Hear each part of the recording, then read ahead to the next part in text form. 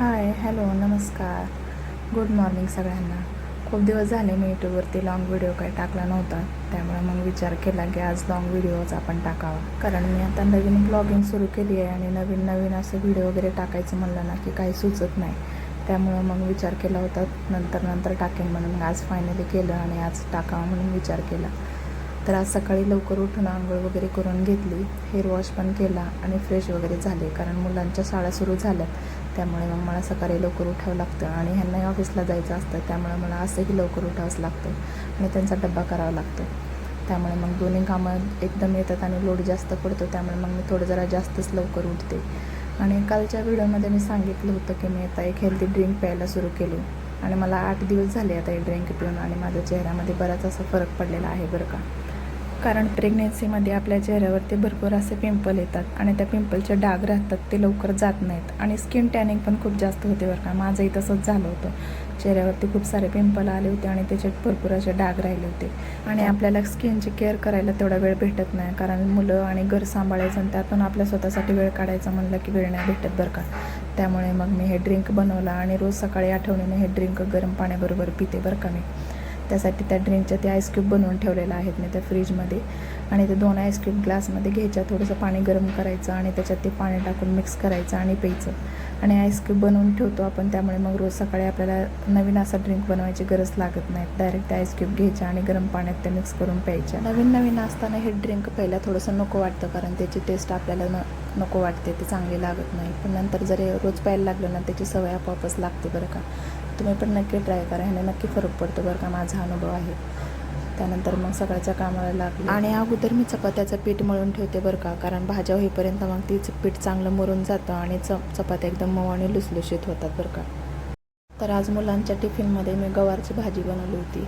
गवारची भाजी एकदम साधी सिंपल बनवली होती. माझ्या मुलांना गवारची भाजी पण आवडते, मग त्यांच्यासाठी मी आज गवारची भाजी बनवली. आणि माझ्या मिस्टरांच्या डब्यामध्ये ही गवारच बनवली होती, पण ती मसाल्यावर टाकली होती, त्यामध्ये थोडासा मसाला आणि तिखट टाकलं होतं, त्यामुळे त्यांना त्यासाठी वेगळी बनवली होती.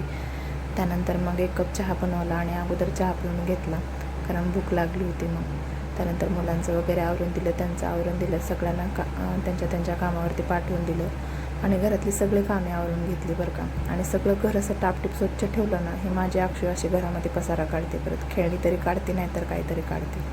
त्यानंतर किचन वगैरे सगळं आवरून घेतलं, स्वच्छ केलं, भांडे वगैरे घासून घेतली आणि बुद्धांची मूर्ती वगैरे धुवायची होती, त्याच्यावर थोडेसे धूळ जमा झाले होते, त्यामुळे मग ते पण क्लीन करून घेतलं आणि ते सुकण्यासाठी खिडकीमध्ये ठेवलं. तोपर्यंत माझे कपडे पण वॉश झाले होते, मग कपडे काढून घेतले मशीनमधले.